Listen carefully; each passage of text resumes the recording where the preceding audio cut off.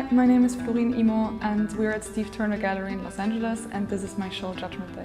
And why is it called that? Actually, all of this is a kind of like a response to my work being labeled as girly, like years ago. Over the years I've been working with this topic of like girly paintings. My female figures have been like transforming from women with like super attractive features but ugly teeth to sirens that would like lure you in and kill you. So I've been playing around with like the attributes, like soft and sharp attributes in femininity. These girls, like the ones that have been judged before, are turning into goddesses that kind of judge the viewer back. All of them, they have like kind of a look that is like very intense. And my idea was that this is like the first fleeting moment of an encounter with like an otherworldly being where they can see you for who you really are and not judge you on like a superficial level. So that's why it's been called Judgment Day. So tell me about this painting. So this is the goddess of light. In this exhibition I made 6 goddesses. Each goddess represents a different element. I just thought it would be really cool for the light goddess to just attract a lot of people. So that's why they're all dancing to her light. What made you start being an artist? When did you start painting? And how did you get into it? I mean, I always kind of made drawings like when I was a kid, and I was always like doing stuff with colors. When I was thinking about what I want to do with my life, I just thought like, yeah, I have to do something that's like applied art, right? There's like 2 schools in Vienna. It's like the applied art school and then the fine art school. And I applied for the applied arts one and they told me like, you should really apply for like the fine arts. So I did that. I got in, like surprisingly. It's like really competitive, but I got in. And then I was suddenly surrounded by painters. And then I understood, oh, this is actually something I can like do, you know? Do you view the characters sort of like a self-portrait every time you paint her? Is it someone you've invented? I get this question asked a lot because they have some of my futures. To me, it's not that it's like me per se. It's like not that I look in the mirror and I make a self-portrait.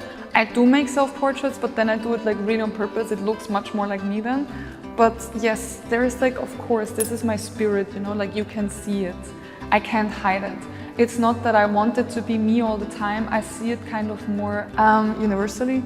I just want like people to be able to connect to it. And I think if I put so much of myself into it, it's much more relatable for other people too. Why is it so important to paint figurative stuff and not abstract? I don't know, I can't really say why it's important. I can only tell that this is the way how I express my thoughts. I want to kind of make something that you can like smell and that you can like, I don't know, like feel something, not just with like looking, if that makes sense. Like, for example, when I paint water, I want you to smell like the salt, you know? Doing that with abstract art, for me, I just could not do it. I like the texture. I want the feathers in my painting to look soft and strong at the same time. I want the background, like the explosion of the fire, looks super powerful and like it's gonna burn your skin. I feel like you have to paint it like how it looks like, but also like how it feels like. There's like an abstracted version of figuration that's really beautiful. Tell us the history of your school. I went to the Academy of Fine Arts, Vienna, and back in the day, Hitler was applying to the school. He actually applied to the class that I went to, which was figurative painting, and he didn't get in.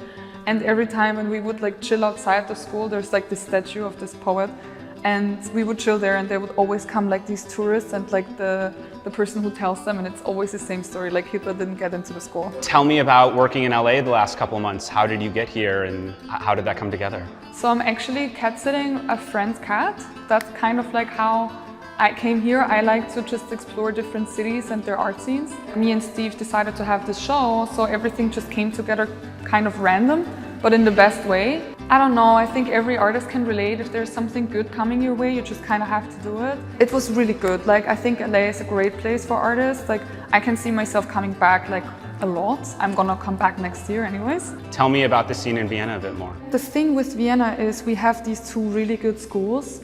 And there's like a lot of artists that are coming into the city to study. And I feel like, yes, we do have like galleries that are working with figurativeness, but like most of those galleries, they're not really looking for like younger talent. They have their program already. It's like really just a handful of galleries that pick like graduates. It's not that much. Like I feel like here, it's like there is a big focus on like the upcoming people. Like Vienna is great, like don't get me wrong. The galleries are good, they're super old, they're super fancy, prestigious. But Vienna in general, you have to imagine it's like it's the city for like classical music, right? We have the operas, we have the theaters, so everything is very old. So I think it's important, if you live in a city like that, you have to still like go everywhere and explore where like the art is super fresh, you know? What would you do without art? Cry. I don't know, I would be really bored. Being a painter gives me the opportunity to not know what is happening next year, what's happening in 2 weeks. And I think that's really what I desire in life. Like, I know things are gonna happen and I know good things are gonna come, but I don't wanna know what, you know? I want to kind of feel like everything is always possible. Making a painting and living like a painter is actually very similar. Like, you start with nothing and you just make something. And that's the same way of like living as an artist. It's like, you don't know what's happening. You can decide like everything all the time and it can turn out different all the time. If I wouldn't have the chance to like be an artist, like I would just also be miserable because I could not live the way I want to live life, you know? Maybe I would be like a marine biologist. I really like fish and stuff. Cool.